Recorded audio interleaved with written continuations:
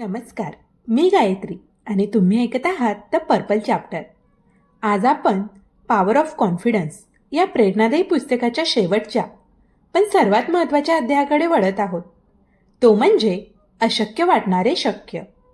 आयुष्यात काही गोष्टी अशा समोर येतात ज्या आपल्याला प्रथमदर्शनी अशक्य वाटतात, पण जेव्हा मनामध्ये ठाम विश्वास असतो आणि कृतीची तयारी असते तेव्हा हळूहळू हे अशक्य वाटणं शक्यतेच्या दिशेने वाटचाल करतं.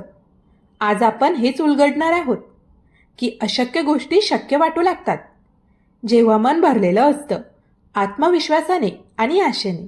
निरंतरतेने काम करताना अनेक जणांना समोरच्याची मदत मिळत नाही. अशा वेळेस काय करायचं? अनेकांना त्यांचं काम हे अशक्य वाटतं. अशा वेळेस काय करायचं याचं उदाहरण मी तुम्हाला सांगतो. महाराष्ट्रात एका खेड्यामध्ये एक असं गाव जिथे एक शेतकरी राहत होता. त्यांचं वय 55 ते 60च्या आसपास असेल. त्यांची पत्नी आजारी पडली होती. पत्नीला दवाखान्यात नेणं आवश्यक होतं. पत्नीला दवाखान्यात न्यायचं असेल तर प्रवास हा जवळपास 1 दिवसाचा होता, कारण पूर्ण डोंगराला वळसा घालून जावं लागायचं. खरं तर डोंगराच्या पलीकडेच दवाखाना होता. तिथे हे शहर होतं, पण डोंगराच्या मधून रस्ता नव्हता. तो संपूर्ण डोंगर पार करणं हे मोठं दिव्य काम होतं. पत्नीला दवाखान्यात नेण्यासाठी उशीर झाला. दवाखान्यात गेल्यानंतरही जीवन मृत्यूशी चाललेली झुंज ती पत्नी जिंकू शकली नाही. तिला मृत्यू आला. या वृद्ध माणसाला त्याच्या खूप यातना झाल्या, त्रास झाला, राग आला. त्याने ठरवलं की फक्त योग्य रस्ता नसल्याने मी माझ्या पत्नीला दवाखान्यात घेऊन जाऊ शकलो नाही. यापुढे असं घडायचं नसेल तर मला रस्ता तयार करावा लागेल. त्या 2 डोंगराच्या मधून त्याने रस्ता तयार करायला सुरुवात केली. हा काय करतोय हे बघायला गावातील 4 लोक आली.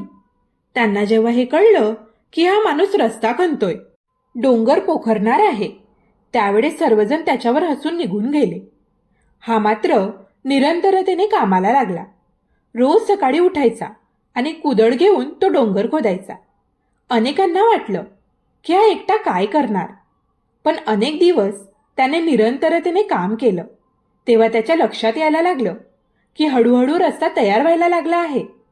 ज्यावेळेस रस्ता तयार व्हायला लागला त्यावेळेस गावातील काही जण त्याला येऊन जोडले गेले. चला, आम्हीही तुम्हाला रोज मदत करतो. या भावनेने त्यांनीही कामाला सुरुवात केली. सर्वांनी मिळून डोंगर पोखरून काढला. 1 वर्षाने हे साध्य झालं.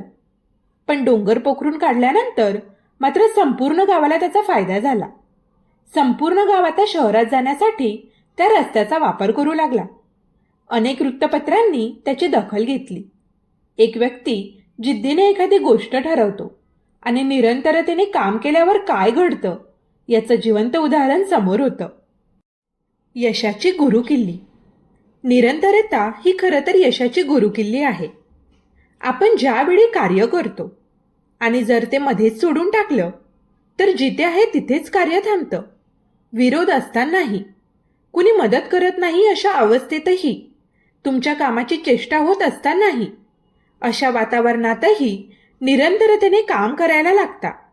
त्यावेळेला तुमची निरंतरता तुम्हाला यशापर्यंत पोहोचवते. तुमची जिद्द, तुमची चिकाटी तुम्हाला यशापर्यंत पोहोचवते. जर एक वृद्ध गृहस्थ डोंगर पोखरू शकतो तर कोणत्याही कार्यात आपल्याला नक्की यश मिळू शकते.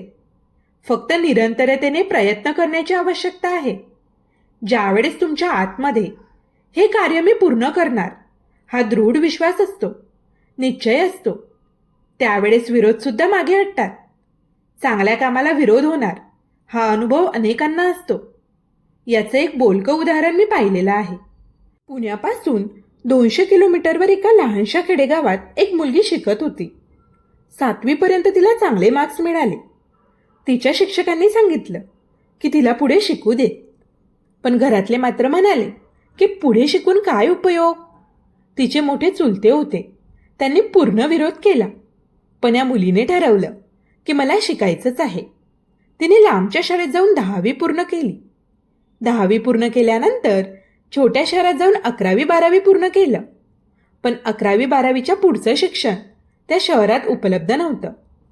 त्यावेळेस पुण्याला यायचं ठरलं. 200 किलोमीटर दूर पुण्यात एकटं राहायचं याला त्यांच्या घरातून पूर्ण विरोध झाला. तिचे वडील, तिचे काका, तिचे मोठे भाऊ सर्व तिच्या विरोधात उभे राहिले. पण ही मुलगी मात्र स्वतःच्या निर्णयावर ठाम होती. तिने निक्षून सांगितलं की मला शिकायचं आहे. ती स्वतःच्या गुरुजींकडे गेली. गुरुजींनी तिची पुण्यात व्यवस्था करून दिली. घरातून निघताना या मुलीशी कोणीही बोललं नाही. पण मी शिकणार या एकाच जिद्दीने ही मुलगी पुण्यात आली.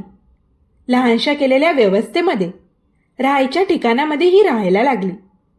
जवळच्या कॉलेजमध्ये ॲडमिशन मिळाली होती. प्रत्येक वर्षी प्रथम वर्गात पास होत तिने आपली डिग्री पूर्ण केली. आणि ज्या वेळेस तिने आपली डिग्री पूर्ण केली आणि परत आपल्या गावी गेली त्यावेळेला तिच्या वडिलांच्या, काकांच्या डोळ्यात पाणी आलं.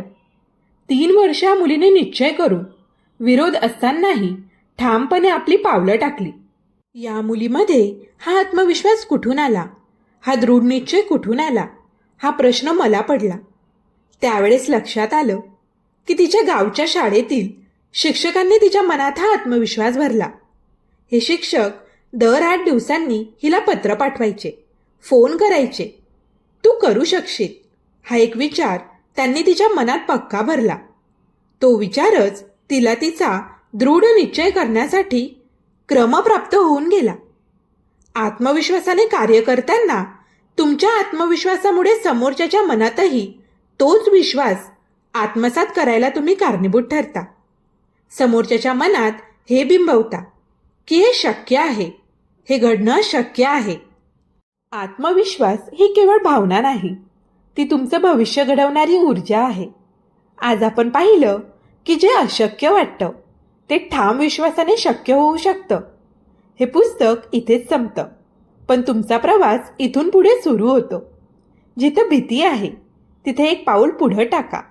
आत्मविश्वास तुमची वाट बघतोय. धन्यवाद. तुम्ही ऐकलं, समजून घेतलं आणि स्वतःमध्ये बदल घडवण्याची तयारी दाखवली. पुन्हा भेटूया एका नव्या प्रवासात, फक्त द पर्पल चॅप्टरवर.